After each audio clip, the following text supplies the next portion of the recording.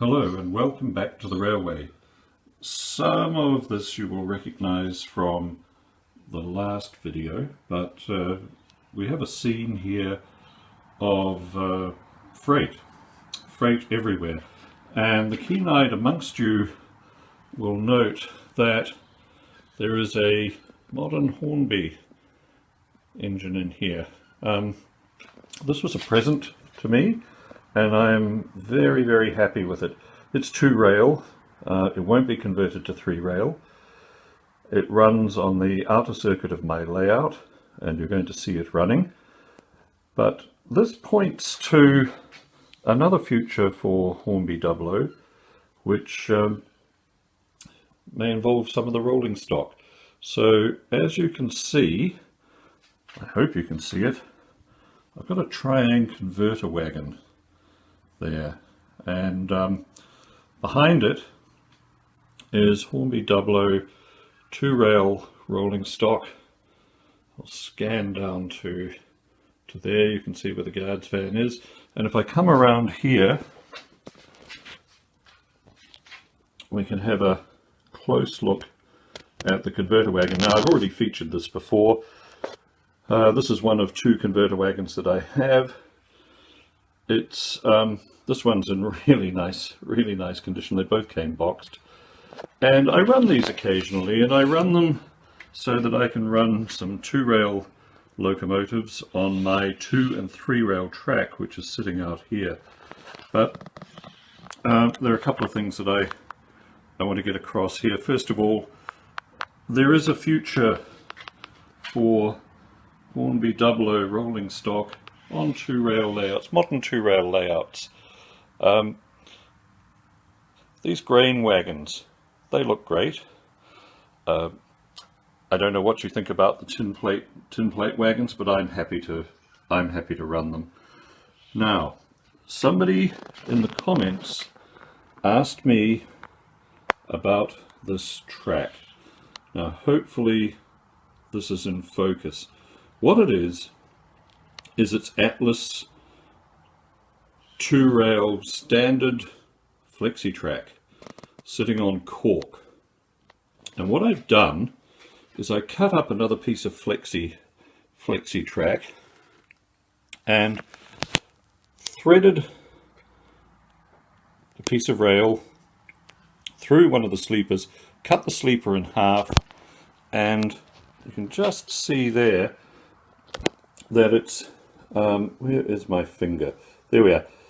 It's just inserted between those 2 sleepers, glued in position, and those appear every 4 or 5 inches along this piece of track. Now, there is some set track for the curves. All the curves on this are set track. They're 3rd and 4th radius, and as I say, it's allowed me to run 2-rail locomotives here, which means that my friends can bring some of their engines along and run them. We're probably going to have some Australian outline stuff running here soon. Anyway, that's the start of the message, I suppose. The other thing that I want to do today is to run as much of the freight rolling stock as I can. So I've set up a number of trains here. There are a couple of trains on the upper level, and it's just mostly going to be these running around. So I hope you enjoy this.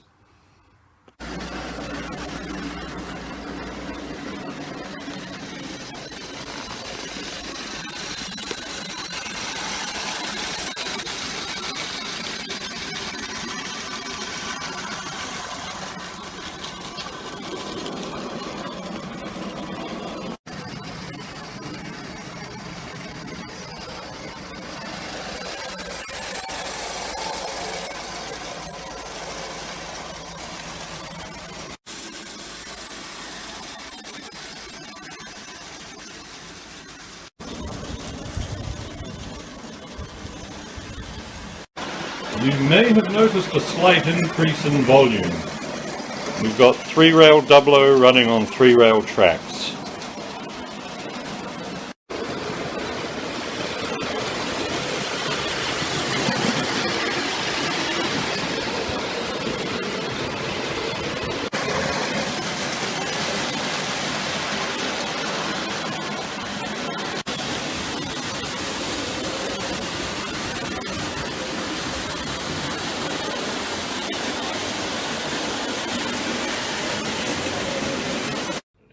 opportunity for a quiet intermission. Little 08 here, not in great shape, but it's a good runner, and its pulling consists of brick wagons made up of return to and empty to, for those of you who care about the difference. We'll put this running in a moment, and you can see it do a round of the top part of the layout.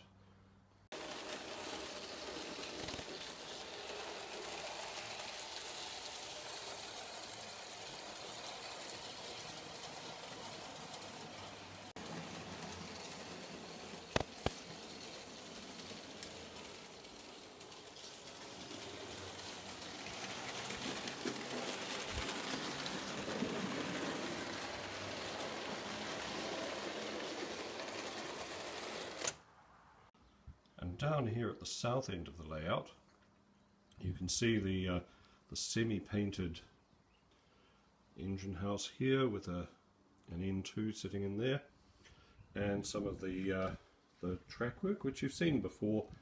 Now, I'm using these signals as a way of understanding what points are open and closed when I'm working up the other end of the layout.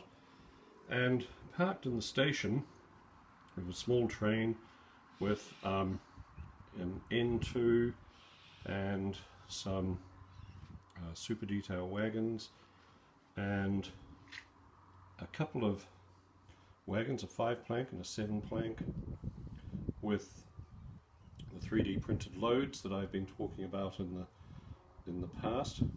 The one on the left I've yet to paint up. That's a scrap load, and a couple of other wagons. Behind that, the improbable bridges, which I will get around to talking about properly one day. But this is a great place to park small trains. All of these tracks have isolating sections in them, as you can see, and you can park a couple of trains up here, run a third one, swap the trains about for a bit of variety. We'll put some of these running now and close out this video.